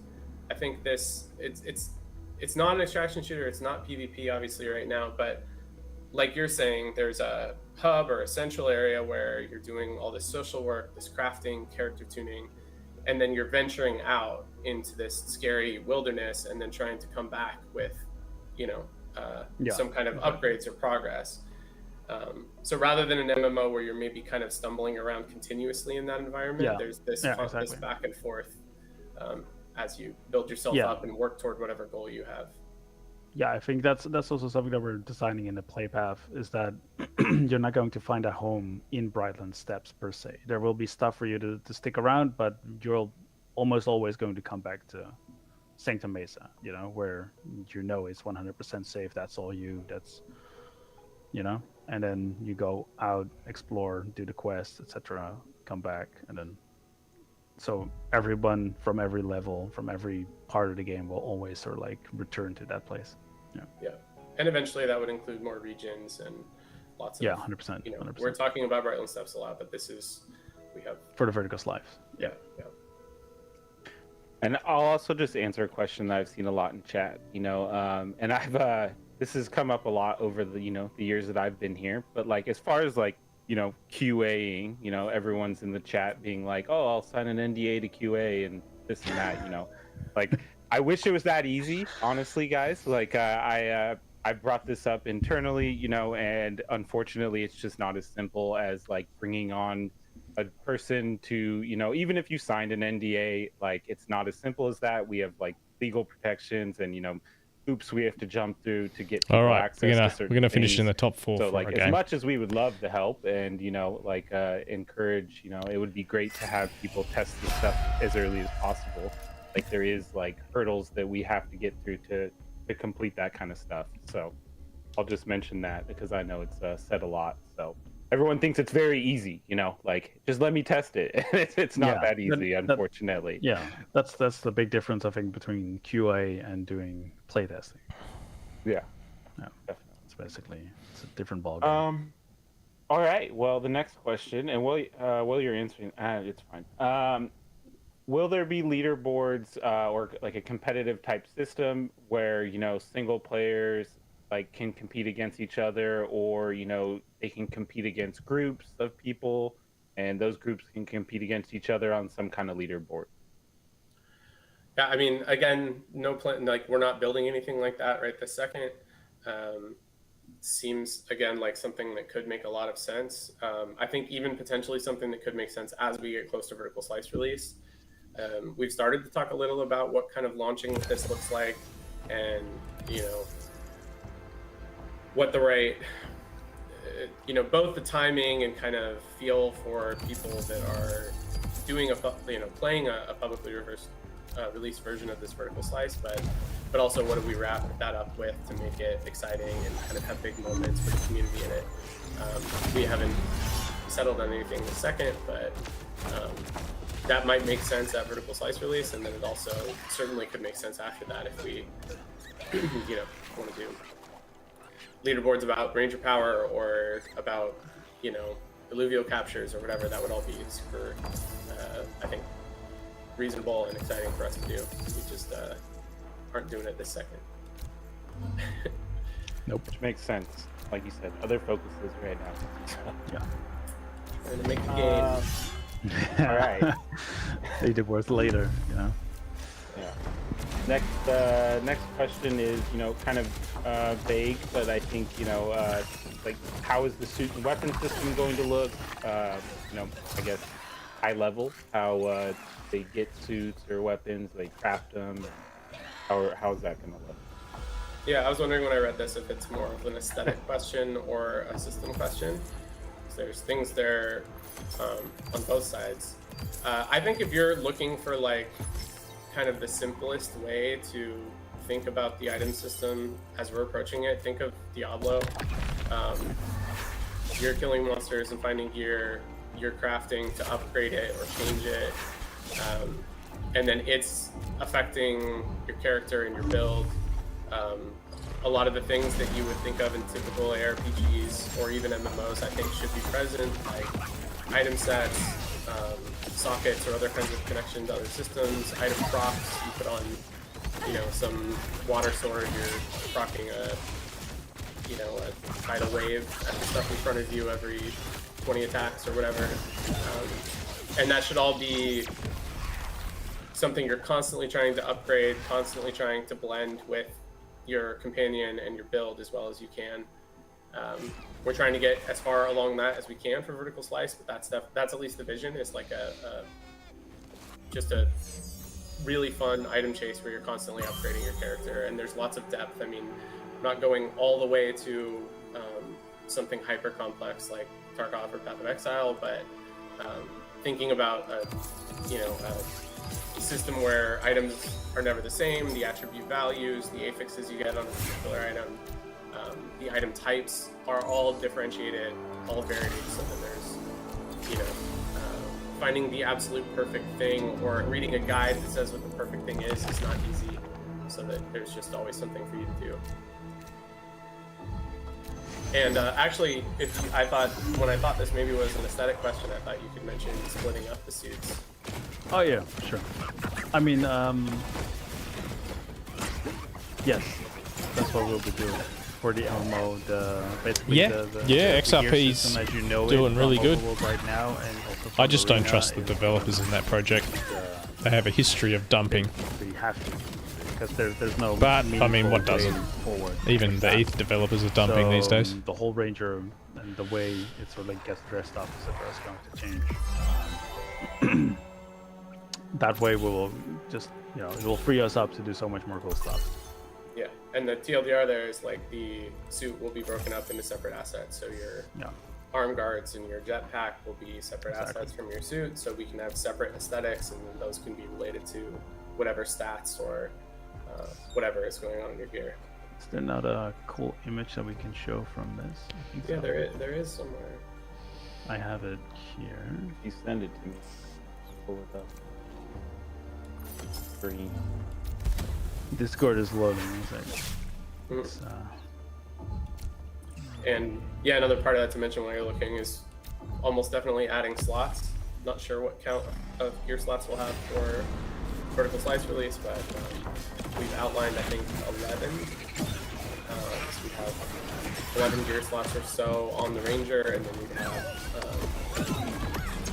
several companion slots that are swappable during combat. You have a drone that's customizable. Maybe a drone has upgrades to gear as well in a way. So there's lots of pieces that you should be looking for and using to upgrade your character.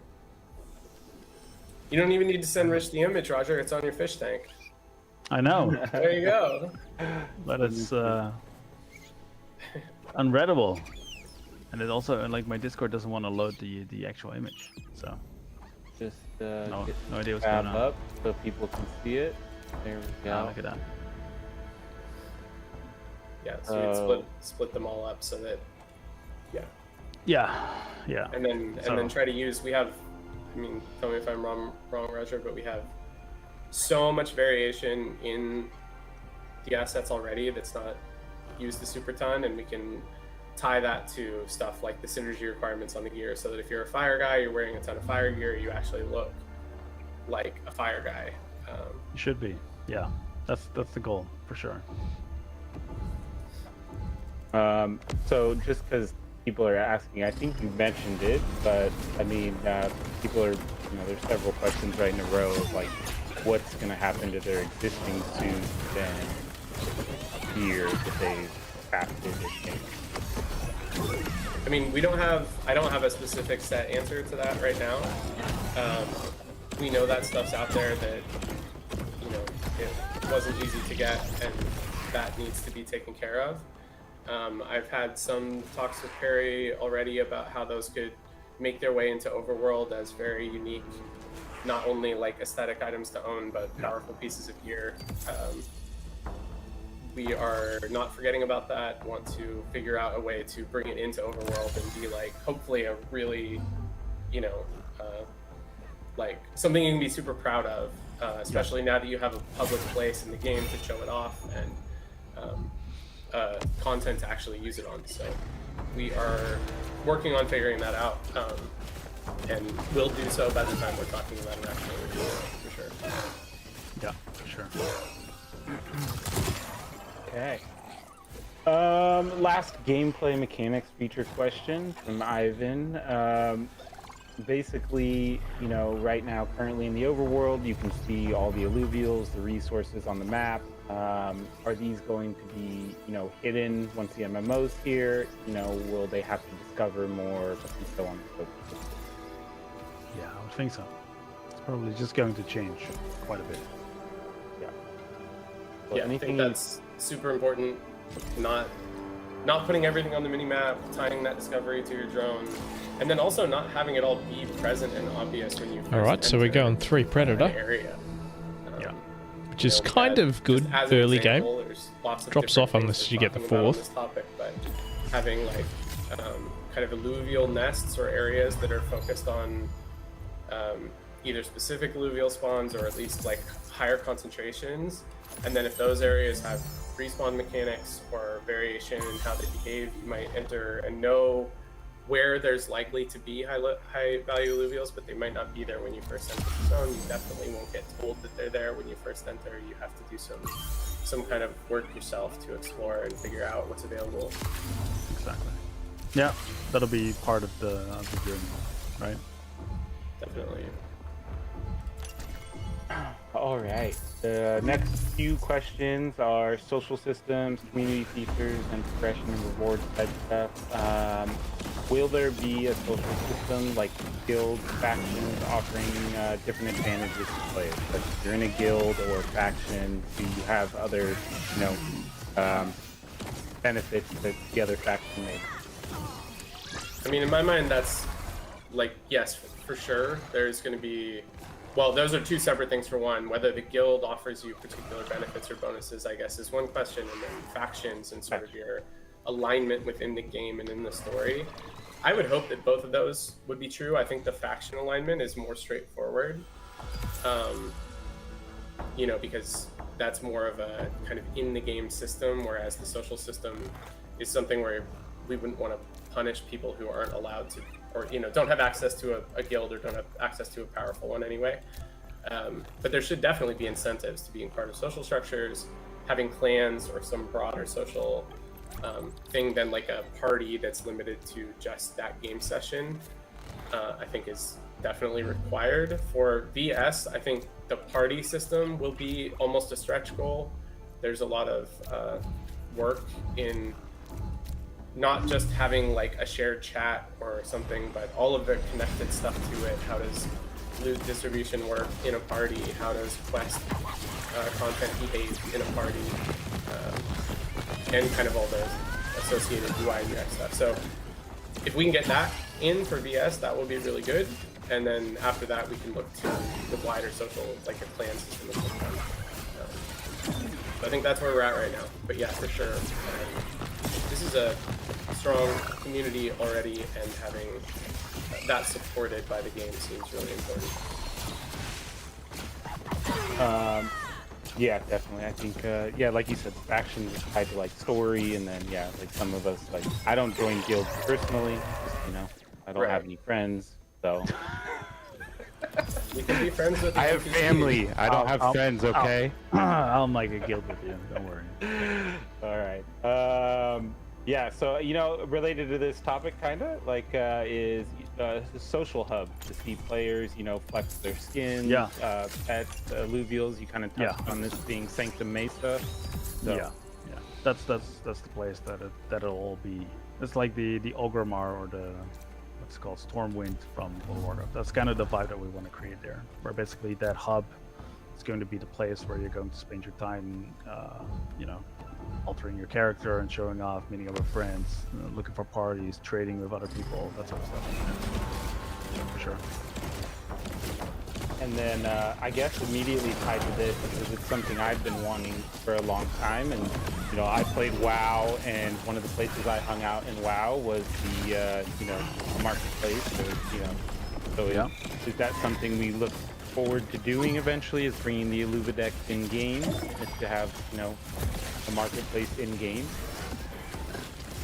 I'm not sure. I think so. That seems good.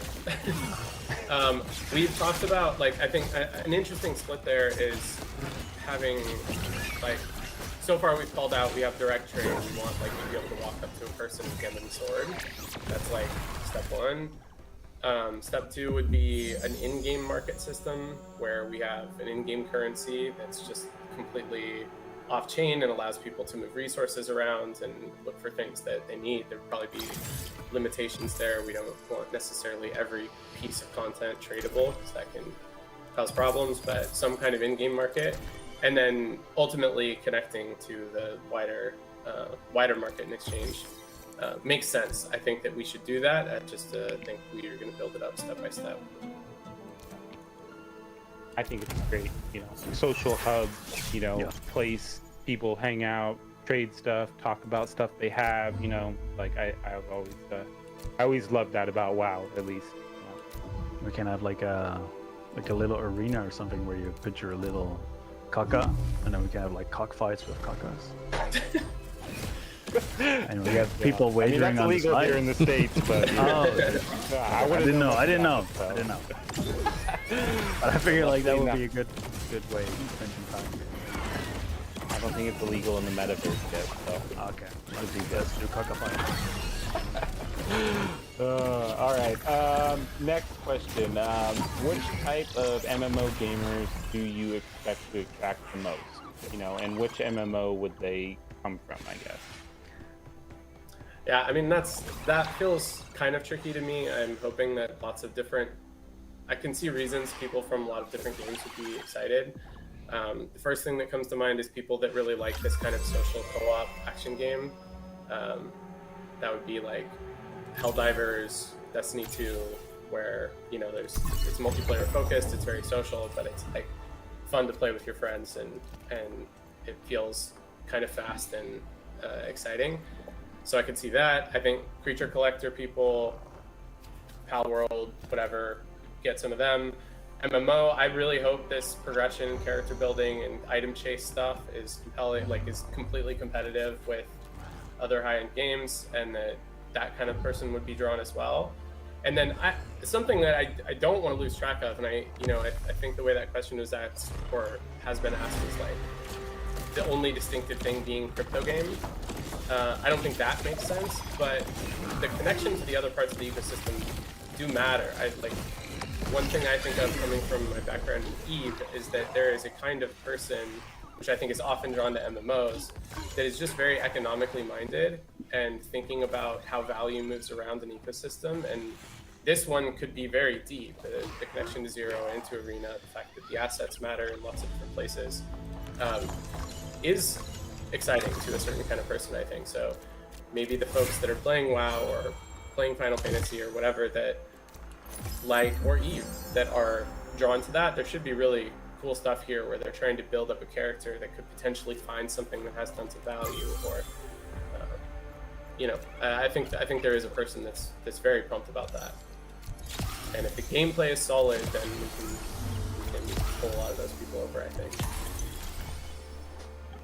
Right. I mean, really, you covered like 3 or 4 questions right there that we were going to talk about, but that's good. That's a good thing. Yes, very efficient. I don't know if either of you two will be able to answer these next 2 questions, but maybe. One of them has to do with mobile. Is the plan to get some, I mean, I'm assuming not vertical slice, but in the future, MMO, mobile, or... I guess all I can like say for now is we're not talking about mobile right now. We did talk about it a little early on, just that there's a big opportunity there and we shouldn't lock ourselves out of it, but we are not building towards it this second. I think it's just something to be mindful of so that we don't shoot ourselves in the foot if that looks like it makes sense down the line. I'll check it out, Surfer Dude. G'day, CFGD. Welcome to the stream. The next one, kind of tied to, same sort of thing, is Mac availability. You know, What? we don't have Mac. Big Mac. Yeah. I mean, I doubt. Like, I don't know. Do you guys know anything more than I do about Mac compatibility? I don't. I mean, we had I'll at least say what I know, which is, you know, we had a small user base on Mac, and, you know, for the sake of, you know, making things easier and, you know, more efficient, we had to, you know, bring the build down so that you know, we didn't have another build to be QAing for or rebuilding for, you know, the 15 to 20 people that played on Mac. It might be more than that. I don't know for sure, but I know it was very small. It was a very small amount of A lot of work to make it work. I think if I remember right, Eve had like an 8-year side quest for Mac compatibility. Achieved it for like a little bit, and then gave up also.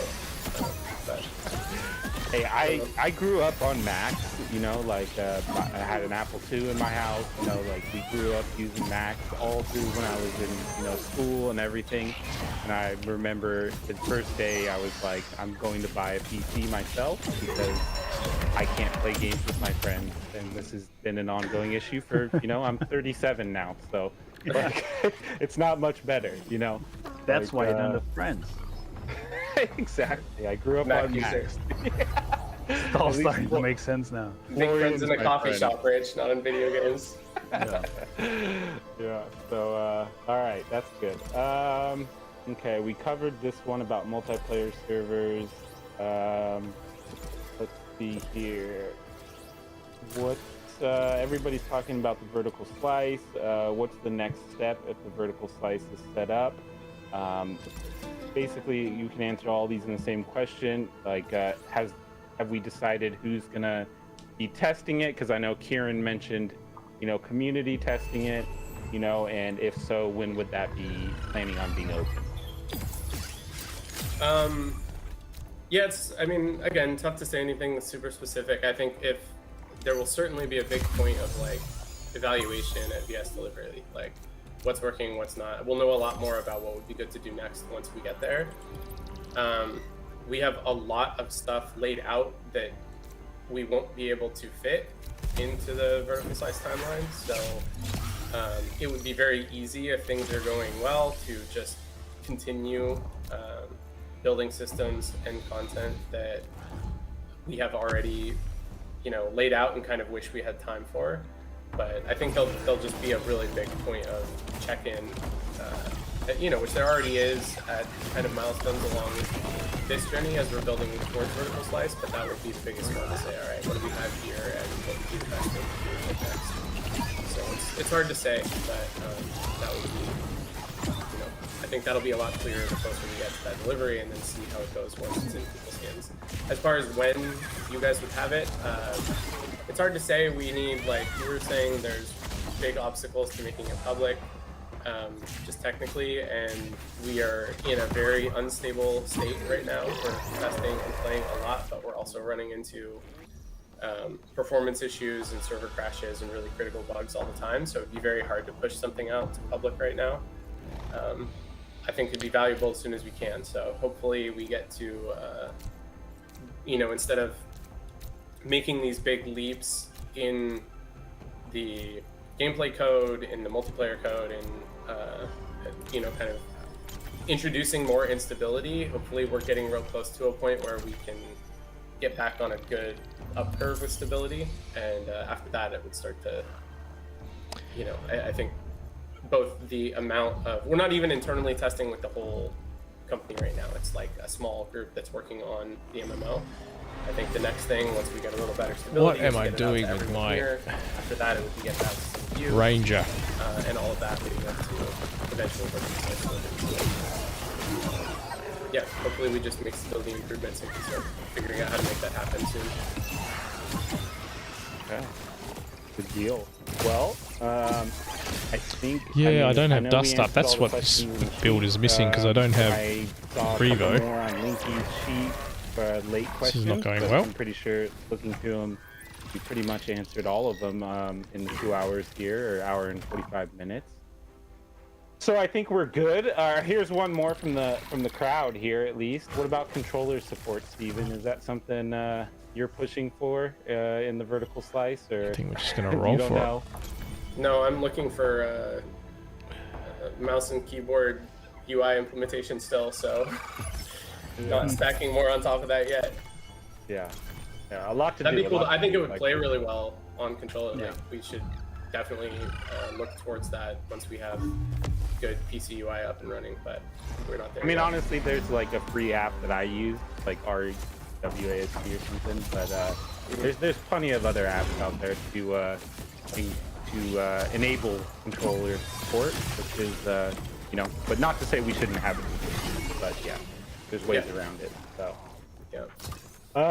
but yeah, so I think that's it. I think we're an hour and 45 minutes in. I'll just wrap up here. Thank you guys for coming. I appreciate everyone, for showing their support for the project, submitting questions. Again, thank you, Linky, for setting up the sheet. Thank you, Roger and Steven, for setting up this awesome presentation for everybody. I know everyone loves this, and Steven, the vlog was great. We also are going to be getting a vlog hopefully soon from Nil, who is, one of the producers on the Arena chat. There we go. So, based on the feedback we got on Steven's, which people seem to really enjoy it, we'll go ahead and start doing one for Arena. We'll try and figure out, maybe we get Roger to do one for Beyond, and maybe we get someone to do one for Zero too. I don't know. Anything's possible. But yeah, thanks for all your feedback on that, guys. So I can actually go 3 dust. A little bit of stuff, like and I said, Predator. Next week we have a podcast. 3 dust, 3 Jackson. Predator. That'll be 1 week from today. And then we'll do the raffle tickets, for the ILB, the drawing that day. The day after that, we'll do a town hall with Kieran, where you guys can grill Kieran with all your normal questions about runway and all of that stuff. So, which will have like a little bit of a roadmap, or the milestones thing come out before then. I have the image approved and everything, so you guys will be able to see that very shortly. Beyond that, speaking of Beyond, we have, the Beyond Wave 4 promo, Clutch. which is ILV summer theme. That would have been nice. I've talked about this a few times, but it's July 31st. It's starting. We're going to be ramping up, stuff as we get closer to that, which, Kieran will talk about, I'll talk about in the podcast. Oh, wow, we're going to get our butt That's kicked coming here. July 31st, so we're getting close to that. Other than that, I think, what else do we have? We have, many people getting ready, as Arena comes full circle to being, feature complete and finished. We're going to be having a tournament structure set up for that with, consistent tournaments and, getting people ready for the big, final that they're planning. So, lots going on in the Illuvium community and universe. Lots of cool stuff happening. As I said, I really appreciate all the support you guys give us and the team. And I appreciate everyone coming out and showing their support and asking questions. So again, Roger, Steven, thank you very much. I appreciate it. And anything you guys want to say to take us out? I think you said it all. Yeah, I think you've been on for like 5 minutes straight, so I think there's not much more to say after this. Thank you all for the support. Bloody Joe so Ton. that I get to work with on a daily basis. Ooh. Appreciate all of you. That's handy. Yeah. Should I go Slayer? Thanks for questions and talking in the excitement. I'd need a fighter to go Slayer, wouldn't I? Here talking with everyone. Happy you set it up, Rich. Let's keep doing this. All right, guys. Well, thank you. As I said again. That's it. Lots of interesting stuff happening. Too much to digest. I almost need to watch that again and actually focus on it and pay attention because a lot happened.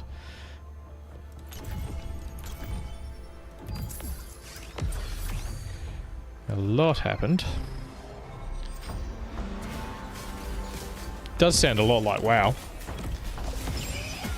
But also more interesting than WoW. I mean, it could capture the MMO/WoW crowd. It could capture the creature capture crowd, the Pokemon crowd. It's a lot of cool stuff.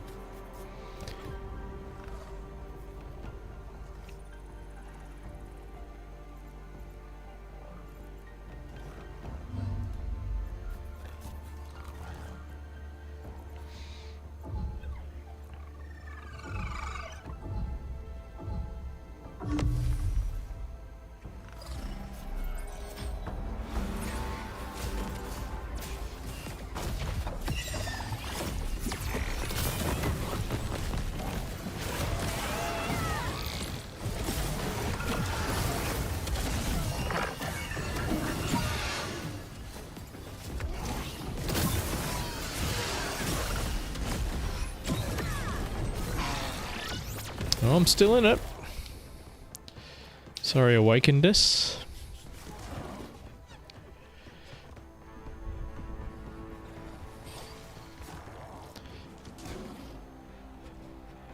Just want to finish one game in the top 4. Tell myself I'm not terrible.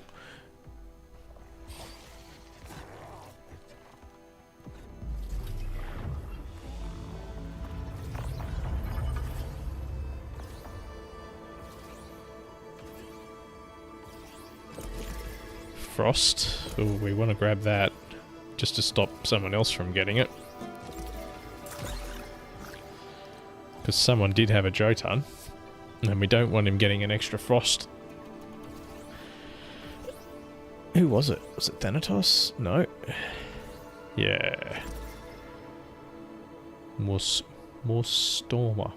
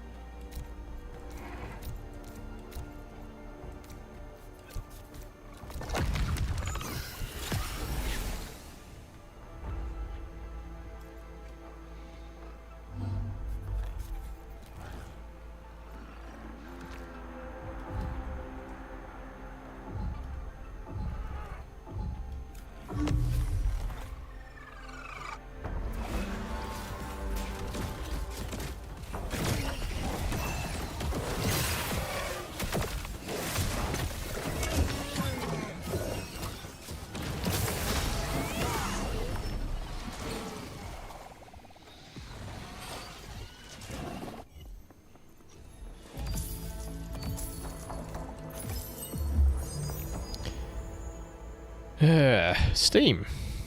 That's something.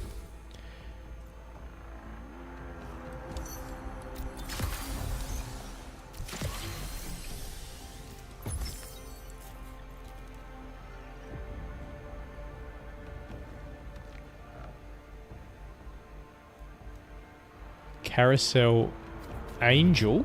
I don't know what you mean.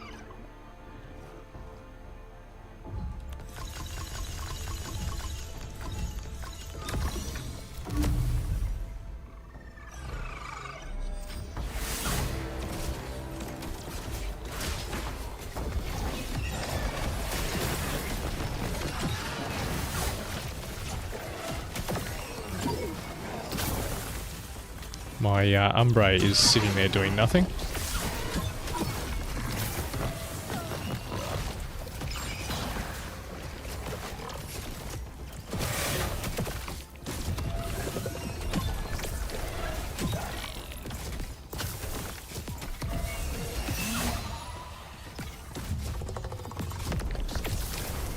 Oh, angle.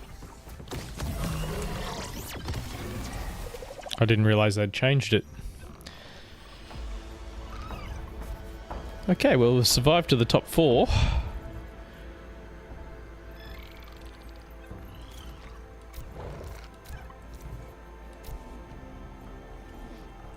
Which is kind of cool.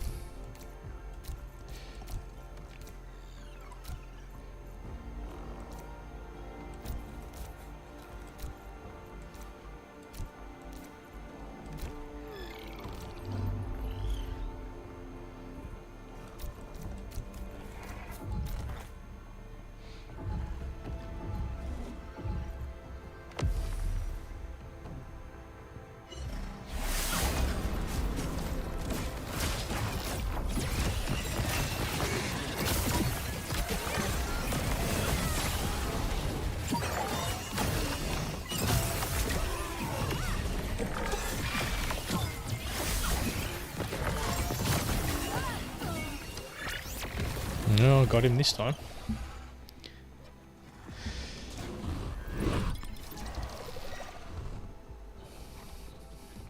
Top 3.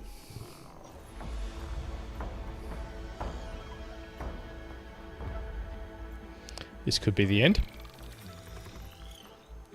Probably the end.